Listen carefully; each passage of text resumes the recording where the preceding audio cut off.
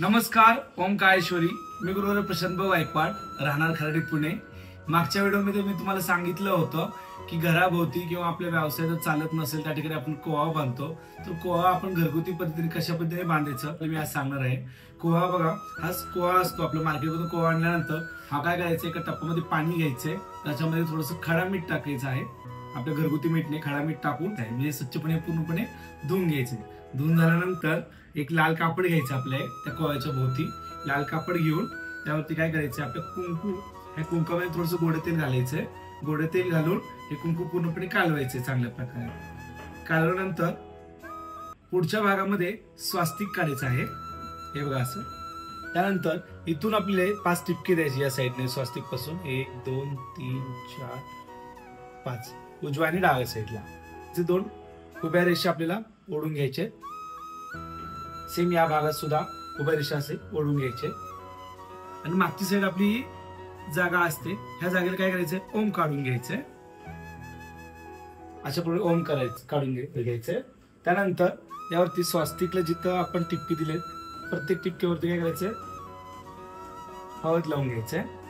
स्वास्तिकच्या वरच्या भागाला असं छान असं एखादा गोल काढून घ्यायचंय. मग लाल कापड यासाठी सांगितलं होतं, मागच्या वेळेस मी सांगितलं होतं की व्हिडिओमध्ये की कोणी कोणी फक्त असं कोवा असं स्वास्तिक काढून लटकू देतो, पण लाल कापडामध्ये बनायचं. लाल कापड हे प्रतिकारक क्षण म्हणजे की लोकांचं आकर्षण क्षमता लगेच लाल रंग हा खेचून घेतो. जे कोणाची वाईट शक्ती असेल काय असेल, हा त्यांचं काय होतं, नजर डायरेक्ट काय होतं आपल्या या कलरकडे जातो, लाल रंगाकडे, आणि त्याच्यामध्ये हा कोवा असतो. त्यामुळे काय होते, डोळ्यातली जी आपली लोकांची वाईट शक्ती असते ती पूर्णपणे खेचून घेते, नाही कोवा आपलं काम करते. त्याच्यानंतर काय करायचंय, एक लिंबू पण घ्यायचंय.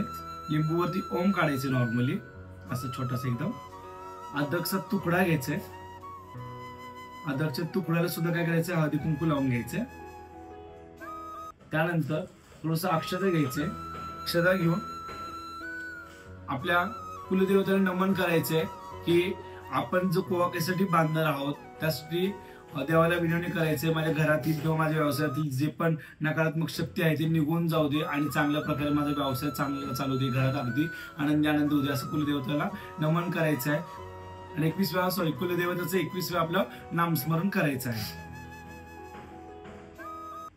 थोडस हळदी कुंकूवरती व्हायचंय. पाय पडायचे की आपल्या जे आपण कशासाठी कोवा बांधणार आहे त्यासाठी विनवणी करायची, आपलं काम व्यवस्थित मार्गी लागू दे. तर अगरबत्ती कोवाला ओवाळून घ्यायचा आहे आणि कोवा अशा पद्धतीने आपण हा बांधायचा. हा कोवा असा बांधून आपल्या जो मेन दरवाजा आहे, व्यवसायाचं ऑफिस असेल, दुकान असेल, घरासमोरील जी बाजू असेल, तर समोर काय करायचं, हा कोवा बांधून लटकून घ्यायचा. ह्याला काय करायचं, नाडाने बांधून घ्यायचंय. हळदीचा एक टिपका असं मधोमध द्यायचं आहे आणि कुंकूच्या टिपका त्याच्यावरती द्यायचं आहे. आणि त्याच्या याची धुरी सोडायची आहे आपल्याला थोड्या वेळ, 2 मिनिटं अगरबत्तीची. त्यानंतर हा कोवा आपला जो देवर असेल तिथे ठेवायचा आहे आणि आपल्या मनातील इच्छा पूर्ण करून हा कोवा आपण बांधायचा आहे. हा कोवा आपण शनिवारी बांधू शकता आणि अमावस्येच्या दिवशी हा कोवा बांधू शकता. हा नक्की असं कोवा अशा पद्धतीने बांधा. ओंकारेश्वर.